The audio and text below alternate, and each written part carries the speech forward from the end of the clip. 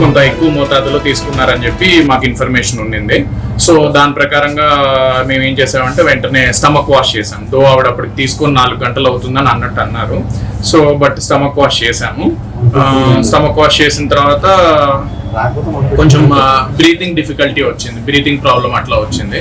So breathing problem అట్లా రాగానే వెంటనే సిటీ స్కాన్ అది చేసుకున్నాము, సిటీ చెస్ట్, సిటీ బ్రెయిన్ అవన్నీ చేసుకున్నాము.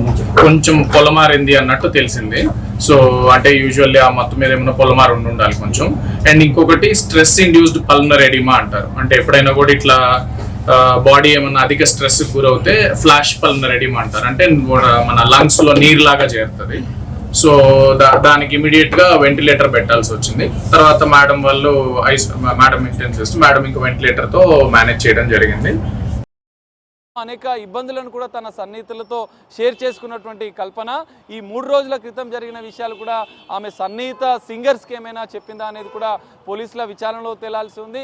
ఇప్పటికైతే కొంతమంది సింగర్స్ ఆసుపత్రికి అయితే చేరుకుంటున్నారు. ఆమెకు సంబంధించిన ఆరోగ్య పరిస్థితిని కూడా వారు షేర్ చేసుకుంటున్న పరిస్థితి కనిపిస్తుంది. అయితే మనం చూడొచ్చు అసలు ఏం జరిగింది అనేది. సరే ఏం సార్ నేను ఇవ్వద్దు అసలు ఏం జరిగింది అంటే ఎన్ని గంటలకు తీసుకొచ్చారు? సుప్రియర్ ఆఫీసర్స్ ఇస్తారు, నేను ఇవ్వద్దు. ఏ సమయానికి ఇక్కడికి తీసుకొచ్చారు అనేది ఒకటి. ఇక్కడికా నియర్లీ అబౌట్ 5 o'clock అట్లా తీసుకొచ్చారు. భర్త ప్రసాద్ ఇప్పుడు అంటే ప్రసాద్ కేమ్ ఫ్రమ్ చెన్నై నుంచి వచ్చారు. ఇప్పుడు ఎట్లుంది సార్ పరిస్థితి? ప్రస్తుతం వెంటిలేషన్ మీద ఉంది, పర్వాలేదు, మంచిగా అవుతుంది. ఎందుకు అనేది మనకు తెలిసిందా? జస్ట్ రీజన్ ఆమె రీఫ్రెష్ కొరకు ఏదో ట్యాబ్లెట్లు వాడుతుందంట, సోలిఫ్రెష్ అనే ట్యాబ్లెట్స్ అని తెలిసింది. ఇంకా ఇన్వెస్టిగేషన్ సారీ ఇంకా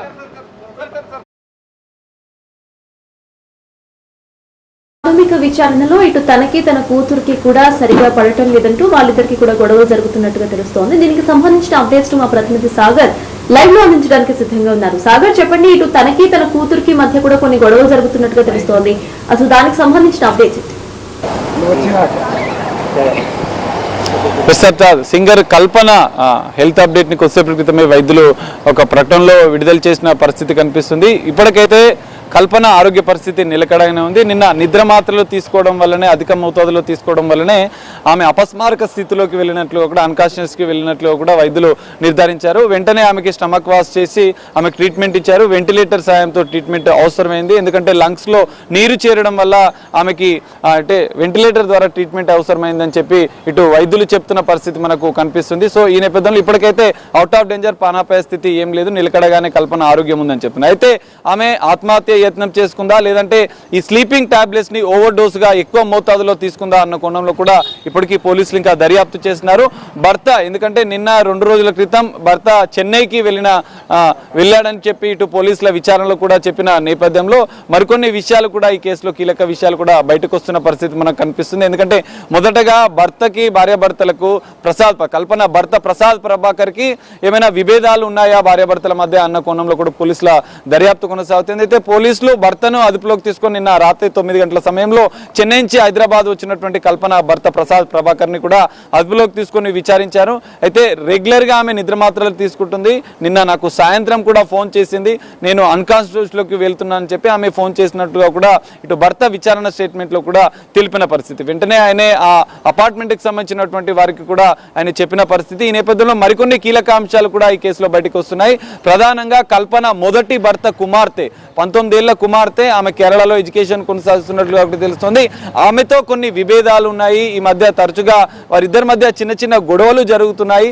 మరి ఈ గొడవలే ఆమె ఆత్మహత్య యత్నం చేసుకోవడానికి ప్రధాన కారణమా అన్న కోణంలో కూడా పోలీసులు అనుమానాలు వ్యక్తం చేస్తున్నారు. ఇప్పటికే ఇటు భర్త స్టేట్మెంట్లో కూడా కొన్ని విషయాలు వీళ్ళిద్దరికి సంబంధించిన తల్లి కూతురికి మధ్య కొన్ని విభేదాలు, గొడవలు ఉన్నట్లుగా కూడా ఆయన స్టేట్మెంట్లో చెప్పిన నేపథ్యంలో ఆ కోణంలో అయితే పోలీసుల దర్యాప్తు ఇంకా కొనసాగుతుంది. ఇటు కూతురికి సంబంధించిన స్టేట్మెంట్ కూడా తీసుకునే అవకాశం ఉంది. కూతురిని ప్రశ్నించిన అనంతరం కూడా ఇటు తల్లి కూతుర్ల మధ్య ఏం జరిగింది, రీసెంట్గా వాళ్ళు లాస్ట్లో మాట్లాడిన 2 రోజుల క్రితం కావచ్చు, నిన్న కావచ్చు, లేటెస్ట్గా ఆమె కాల్ డేటా ఆధారంగా కూడా కూతురుతో మాట్లాడినట్లుగా కూడా పోలీసుల విచారణలో తేలిన నేపథ్యంలో మరి కూతురికి వీళ్ళిద్దరికి మధ్య విభేదాలు ఏమైనా ఉన్నాయా, కూతురికి ఇటు కల్పనకు గొడవలే ఆత్మహత్య యత్నానికి కారణమా, స్లీపింగ్ టాబ్లెట్స్ను ఎక్కువ మోతాదులో తీసుకుని ఆమె ఆత్మహత్య యత్నమే చేసిందా అనేది కూడా పోలీసులు నిర్ధారించే అవకాశం ఉంది. భర్త స్టేట్మెంట్ రికార్డ్ చేసిన పోలీసులు కూతురి స్టేట్మెంట్ కూడా రికార్డ్ చేసి అనంతరం కూడా ఈ కేసులో కీలక విషయాలు పోలీసులు బయటపెట్టే అవకాశం కనిపిస్తుంది. ఆల్రెడీ తన భర్త కాల్ చేసి తాను అన్కాన్షియస్ స్టేజ్ లోకి వెళ్తుంది అని చెప్పినట్టుగా మీరు చెప్తున్నారు. అండ్ 2 days వరకు డోర్స్ కూడా ఓపెన్ చేయలేదు. అది చూసిన స్థానికులు అటు పోలీసులకు ఫిర్యాదు చేశారని కూడా తెలుస్తోంది. అసలు తన భర్త ఏమంటున్నారు దానికి సంబంధించి, అన్కాన్షియస్ స్టేట్కి వెళ్ళిన తర్వాత పోలీసులకు ఫిర్యాదు చేశారా ఆయన, లేకపోతే అక్కడ ఉన్న వాళ్ళకి ఎవరినైనా అలర్ట్ చేశారా? ఎస్ సార్, ఖచ్చితంగా ఆయనకు నిన్న సాయంత్రం ఫోన్ వచ్చిన వెంటనే, కల్పన నుంచి ఫోన్ వచ్చిన వెంటనే ఆయన ఇటు స్థానికులకు అపార్ట్మెంట్లో ఉన్నటువంటి సొసైటీ వారికి, సెక్యూరిటీ వాళ్ళకి కూడా వెంటనే సమాచారం ఇచ్చారు. అటు పోలీసులకు కూడా స్థానికుల ద్వారా సమాచారం ఇచ్చినట్లు తెలుస్తుంది. వెంటనే పోలీసులు అక్కడికి చేరుకొని ఆమె లోపల ఏదైతే మెయిన్ డోర్ నుంచి కాకుండా మెయిన్ డోర్ ఓపెన్ చేయకపోవడంతో అపార్ట్మెంట్ వాసులు కూడా ప్రయత్నం చేశారు, ఆమెకు ఫోన్ చేసి ప్రయత్నం చేశారు. ఎన్ని ప్రయత్నం చేసినా కూడా ఆమె స్పందించకపోవడంతో వెనుక డోర్ నుంచి పోలీసులు, స్థానికుల సాయంతో పోలీసులు లోపలికి వెళ్ళి బెడ్ పైన ఆమె అపస్మారక స్థితిలో అన్కాన్షియస్ గా పడి ఉన్న నేపథ్యంలో ఆమె పక్కనే బెడ్ పైన కూడా మరికొన్ని టాబ్లెట్స్, నిద్రమాత్రలను కూడా పోలీసులు స్వాధీనం చేసుకున్నారు. సో ఈ నేపథ్యంలో ఇటు భర్త ఇచ్చిన ఫిర్యాదు మేరకు కూడా పోలీసులు అయితే కేసు నమోదు చేసుకుని దర్యాప్తు చేస్తున్నారు. ప్రధానంగా భర్త చెన్నైలో ఉన్నప్పుడు ఈ ఘటన జరిగింది కాబట్టి భార్యాభర్తలకు మధ్య ఏమైనా విభేదాలు ఉన్నాయా అన్న కోణంలో కూడా మొదట అనుమానించినటువంటి పోలీసులు భర్త స్టేట్మెంట్ అనంతరం కూడా ఎలాంటి విభేదాలు భార్యాభర్తల మధ్య లేవు, కానీ కూతురుతో ఉన్న విభేదాల నేపథ్యంలో కొన్ని గొడవలు వాళ్ళిద్దరికీ జరిగినట్లుగా కూడా పోలీసులు ఒక ప్రాథమికంగా నిర్ధారించిన పరిస్థితి మనకు కనిపిస్తుంది. ఇప్పటికే భర్త స్టేట్మెంట్ ఆధారంగా ఇంకా దర్యాప్తు చేసిన పోలీసులు మరికొన్ని విషయాలు, కూతురికి సంబంధించిన విభేదాల విషయంలో కూడా కొంత క్లారిటీ రావాల్సిన అవసరం ఉన్న నేపథ్యంలో మరి కూతుర్ని హైదరాబాద్ రప్పిస్తారా, పోలీసులు ఇప్పటికే ఆమెతోని సంభాషిస్తున్నట్లుగా, ఆమెకు సమాచారం అందించినట్లుగా కూడా తెలుస్తుంది. ఇటు ఆరోగ్య పరిస్థితి పైన అయితే కొంత వైద్యులైతే నిలకడ ఉందని అప్డేట్ ఇచ్చిన నేపథ్యంలో ఇటు విచారణను కూడా వేగవంతం చేసే అవకాశం మనకు కనిపిస్తుంది. ఎందుకంటే ఇప్పటివరకైతే భర్త స్టేట్మెంట్ రికార్డ్ చేసిన పోలీసులు కూతురి స్టేట్మెంట్ కూడా రికార్డ్ చేసే అవకాశం ఉంది. మరి కూతురికి ఇటు కల్పనకి మధ్య ఎలాంటి విభేదాలు ఉన్నాయి, గొడవలకు గల కారణాలు ఏంటి అన్న అంశాలను కూడా పోలీసుల దర్యాప్తులో తేలే అవకాశం ఉంది. దీని అనంతరం పోలీసులు కూతురుని విచారించిన అనంతరం కూడా ఈ కేసులో కీలక అప్డేట్ వచ్చే అవకాశం మనకు కనిపిస్తుంది. ఎందుకంటే ఇప్పటికే ఆమె ఆత్మహత్య యత్నం చేసుకుందా లేదంటే స్లీపింగ్ పిల్స్ ని ఎక్కువ మోతాదులో తీసుకుందా అనేది ఇంకా డౌట్ గా ఉన్న నేపథ్యంలో పోలీసుల దర్యాప్తు అయితే కీలకంగా మారనుంది. పోలీసుల దర్యాప్తు అనంతరం ఈ గొడవలు కారణమా లేదా అనేది కూడా వాళ్ళు తేల్చే అవకాశం కనిపిస్తుంది. భర్త కూతురుకు సంబంధించి ఇటు విభేదాలు ఉన్నట్టుగా తెలుస్తోంది. సో తన ఫస్ట్ హస్బెండ్ కూడా మనం విచారించే అవకాశం ఉందనుకోవాలి. అట్ ద సేమ్ టైం కేరళలో తన ఎడ్యుకేషన్ ని పర్స్యూ చేస్తున్నట్టుగా తెలుస్తోంది. అసలు ఎటువంటి గొడవలు వాళ్ళ మధ్యలో ఉన్నాయి, స్థానికులు ఏమైనా చెప్తున్నారా, వీళ్ళు తరచూ గొడవ పడతారా లేదా అనే దాని మీద?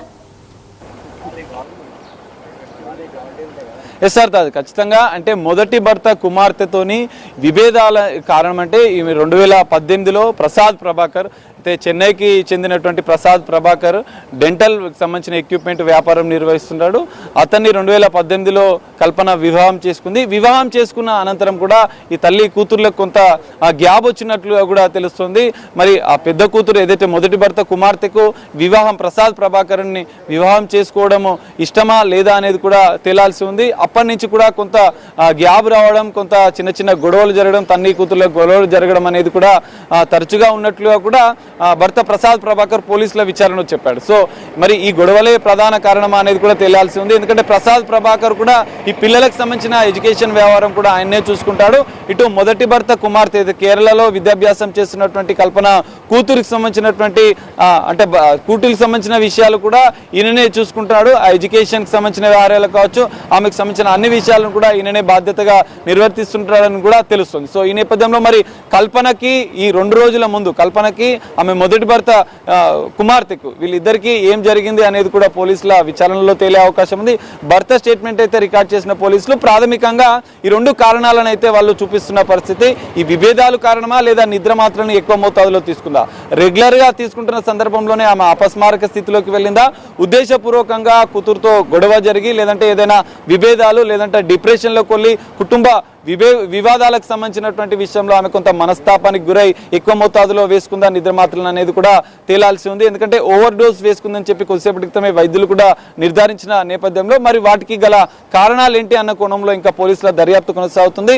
ఇటు మరి కేరళలో ఉన్నటువంటి కూతురుని కూడా పోలీసులు విచారించే అవకాశం ఉంది. విచారణ అనంతరం కూడా ఈమె ఆత్మహత్య యత్నానికి గల ప్రధాన కారణాలు కూడా పోలీసులు వెల్లడించే అవకాశం కూడా కనిపిస్తుంది. సర్తాజ్, మొత్తానికి ఇటు కల్పన ఆరోగ్య పరిస్థితి ప్రెసెంట్ క్రిటికల్ గానే ఉన్నట్టుగా తెలుస్తోంది. ఆవిడ క్రిటికల్ వార్డ్ లో చికిత్స పొందుతున్నారు. అయితే 2 రోజుల నుండి ఆవిడ తలుపులు తెరవకపోవడంతో అటు స్థానికులు ఫిర్యాదు మేరకు కూడా పోలీసులు ఎంటర్ అయ్యారు సీన్ లోకి. పోలీసులు గేట్లను బద్దలు కొట్టుకొని అటు వెళ్ళినట్టుగా తెలుస్తోంది లోపలికి. ఆ తర్వాత పోలీసులు ఆవిడని అపస్మారక స్థితిలో చూడటం, స్పృహ కోల్పోయి ఉండటం వల్ల తనని ఇమీడియట్ గా హాస్పిటల్ కి తరలించడం జరిగిపోయాయి. అయితే ముందుగానే తన హస్బెండ్ కి కాల్ చేసి తాను స్పృహ కోల్పోతున్నట్టుగా అన్కాన్షియస్ స్టేజ్ లోకి వెళ్ళబోతున్నట్టుగా ముందుగానే హెచ్చరించినట్టుగా కూడా తెలుస్తోంది అటు కల్పన. అయితే తనకి తన కూతురుతో ఏవో గొడవలున్నట్టుగా కూడా ఇటు ప్రాథమిక విచారణలో తేలింది.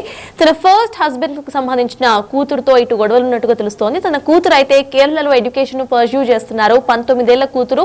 సో వీళ్ళిద్దరికి కూడా గొడవలున్నట్టుగా తెలుస్తోంది. అండ్ డిప్రెషన్ నుండి ఇటు మానసిక ప్రెషర్ నుండి బయటకు రావడానికి తరచూ కూడా నిద్ర మాత్రలు తీసుకుంటున్నట్టుగా తెలుస్తోంది కల్పన. అయితే ఈ నిద్ర మాత్రల ఓవర్ డోస్ వల్లే ప్రెసెంట్ సిచ్యువేషన్ వచ్చినట్టుగా కూడా పోలీసులు అనుమానిస్తున్నారు.